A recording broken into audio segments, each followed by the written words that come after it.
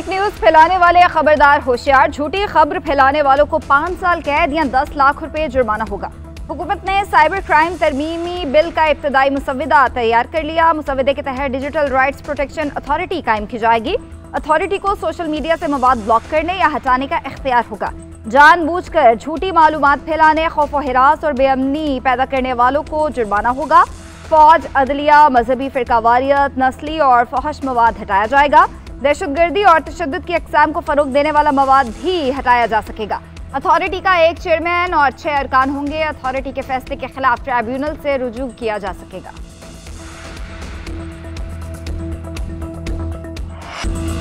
फसादियों की शनाख्त का अमल तेजी से मुकम्मल किया जा रहा है। धरनों में कानून हाथ में लेने वालों को करार वाकई सजा दी जाएगी। वज़ीर आज़म शहबाज शरीफ का ऐलान। खुसूसी टास्क फोर्स के इजलास में कहा कि इंतशार फैलाने वालों के खिलाफ कानूनी कार्रवाई पर पेशरफ्त का हफ्तावार जायजा लिया जाएगा।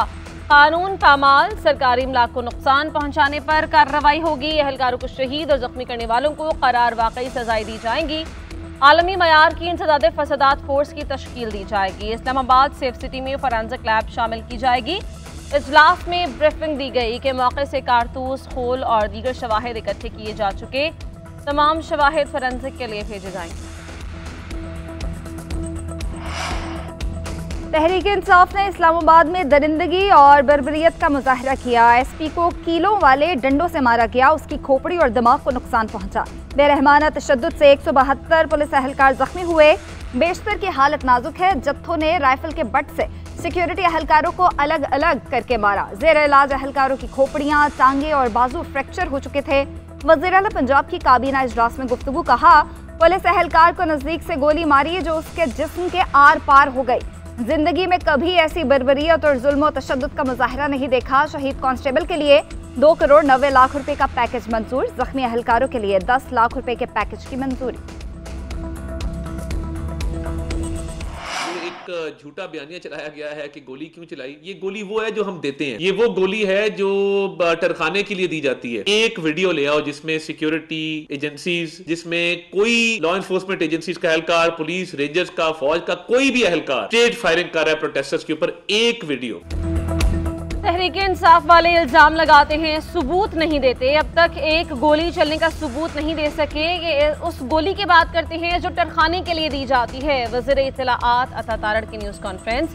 एहतजाज में शामिल लोगों की वीडियोस चलाईं। कहा कि झूठ के जरिए सियासत को बदनाम किया जा रहा है। इदारों को निशाना बनाया जाता है, फिर झूठा रोना रोते हैं। लाशों के नाम पर कौम से भोंडा मजाक किया जा रहा है। वाशिंगटन और लंदन में बैठे लोग आवाजें उठा रहे हैं। वो बताएं, क्या असलहा से लैस जत्थों को अमेरिका और बरतानिया में ऐसे एहतजाज की इजाजत दी जा सकती है?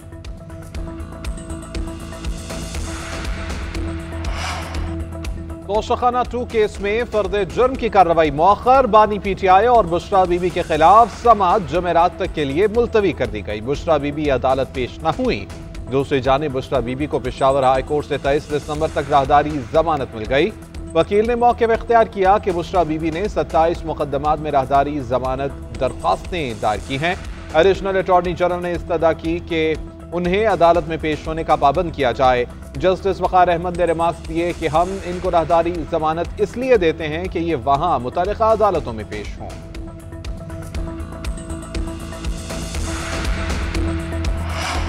इस्लामाबाद के ट्राइब्यूनल की तब्दीली पर नून लीग की दरख्वास्त मंजूर। इलेक्शन कमीशन ने महफूज शुदा फैसला सुना दिया। इस्लामाबाद के हल्कों के केसेस रावलपिंडी ट्राइब्यूनल को मुंतकिल।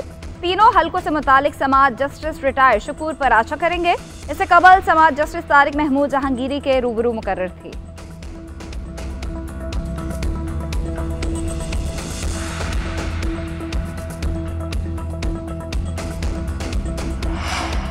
लापता अफराद के किसी मुकदमे को मिसाल बनाना है तो अपने अंदर जुर्रत पैदा करें। लापता अफराद से वापस आने वालों में कोई तो खड़ा हो। जस्टिस नईम अख्तर अफगान के लापता अफराद केस में रिमार्क्स। कहा, बलूचिस्तान हाईकोर्ट के हुक्म पर लापता अफराद घर आए मगर अदालती फोरम पर पेश नहीं हुए। लापता अफराद के कुछ केसेस रियासत को बर्बाद और बदनाम करने के लिए भी होते हैं। लापता अफराद के नाम पर आज़ादी की जंग भी चल रही है। जस्टिस जमाल मंदोखेल ने रिमार्क्स दिए। लापता अफराद वापस आने पर कुछ नहीं बताते। कहते हैं कि शिमाली इलाका जात में आराम के लिए गए थे। पार्लियामेंट का आम या मुश्तरका इजलास बुलाकर मसला हल करे। लतीफ खोसा ने कहा, क्या लापता अफराद का मामला 26वीं तरमीम की तरह हल किया जाएगा? जस्टिस जमाल मंदोखिल ने रिमार्क्स दिए 26वीं तरमीम भी अपने वक्त पर देखी जाएगी। अटॉर्नी जनरल, वजारत दाखिला और दीगर फरीक़ैन को नोटिस जारी, तमाम मुतल्लिक़ा इदारों से रिपोर्ट तलब, समाअत आइंदा हफ्ते तक मुलतवी। कौम की हिमायत से अफवाज मुल्क के खिलाफ और साजिश को नाकाम बना देंगी। अफवाज दिफा और सलामती को लाहक किसी भी खतरे से निपटने के लिए हम वक्त तैयार हैं। मुसल्लह अफवाज तमाम खतरात से निपटने की सलाहियत रखती हैं। Army chief general Syed Asim Munir का जवानों से खिताब। सिपाही सालार का नारोवाल और सियालकोट में ट्रेनिंग फील्ड का दौरा। कमांडर गुजरांवाला और IG ट्रेनिंग ने इस्तकबाल किया। आर्मी चीफ को मश्क के मकासद पर ब्रीफिंग। ISPR के मुताबिक आर्मी चीफ ने जवानों के साथ दिन गुजारा, पेशा वराना तैयारियों और बुलंद जज्बे को सराहा। दुश्मन के किसी भी हमले से निपटने के लिए मुसलसल तैयार रहने की अहमियत को उजागर किया। मश्क का मकसद जवानों की पेशा वराना सलाहियतों को बढ़ाना है।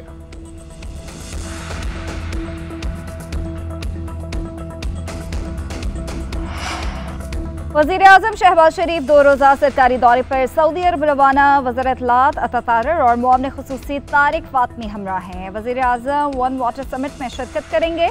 इजलास का मकसद आबी ज़ख़ायर के बेहतर इंतज़ाम और तहफ़्फ़ुज़ का हुसूल यकीनी बनाना है। वज़ीर आज़म साफ़ पानी के ज़ख़ायर की बहाली और तहफ़्फ़ुज़ पर मुनक़िदा गोल मेज़ मुबाहसे में खिताब करेंगे। दुनिया को आबी वसाइल के पायदार और बेहतर इंतज़ाम के लिए इक़दामात की दावत देंगे। इजलास में वज़ीर आज़म की आलमी रहनुमाओं से मुलाकातें भी मुतवक्किल हैं। KP पसमानदा है, ना ही इसके हालात ख़राब हैं। सूबे के हालात गलत पॉलिसीज़ की वजह से ख़राब हुए। अफगानिस्तान के साथ तवील बॉर्डर है, वो इक़दाम नहीं किए जो करने चाहिए थे। वज़ीर आला अली अमीन गंडापुर का तलबा से खिताब। कहा, हमारा ईमान है कि हार नहीं माननी। कोई हार मायूस करे तो ये ईमान की कमज़ोरी है। हमने मजबूत रहना है, परेशान नहीं होना, आगे बढ़ना है। कॉलेज लाइफ में FIR को डिग्री समझता था, अब भी मुकदमात की शक्ल में बहुत डिग्रियां हासिल की। अमन के क़याम में किरदार अदा करने पर सिक्योरिटी फोर्सेस को सलाम पेश करता।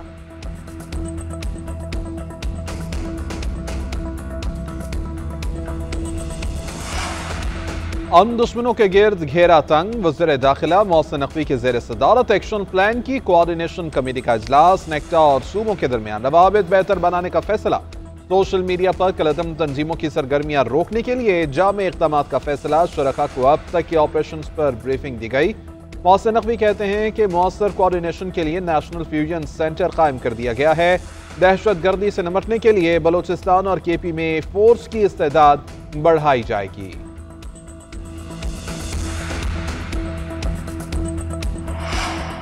बानी PTI और बुशरा बीबी के नाकाम बगावत के तमाम सबूत सामने आ गए। सिक्योरिटी फोर्सेस पर हमलों के लिए गैर मुल्कियों का एहतजाज में लाया गया। एहतजाज में शरीक अफराद तरबियत याफ्ता और तकरीब कारी के माहिर थे। वज़ीर इत्तलात पंजाब अज़मा बुखारी का कहना है, गिरफ्तार अफराद की अक्सरियत का पाकिस्तान में कोई रिकॉर्ड ही मौजूद नहीं है। KP हुकूमत के पास दहशतगर्दों से लड़ने के लिए असलहा नहीं मगर विफाक पर चढ़ाई के लिए है। फितना पार्टी का सोशल मीडिया ही उसके लिए वबाले जान बन चुका।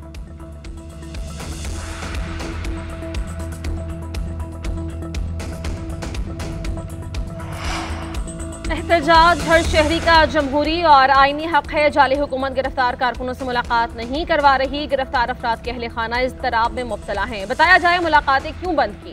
बैरिस्टर सैफ का हुकूमत से सवाल। कहा, घर वालों को बताया जाए कि उनके प्यारे थाने में हैं या हॉस्पिटल्स में। जालिम हुकूमत निहत्ते कारकुनों को किस जुर्म की सजा दे रही है। वज़ीर आला ने पार्टी वकला को हिदायत की है कि गिरफ्तार कारकुनों से मुलाकात के लिए कानूनी मुआवनत फराहम की जाए।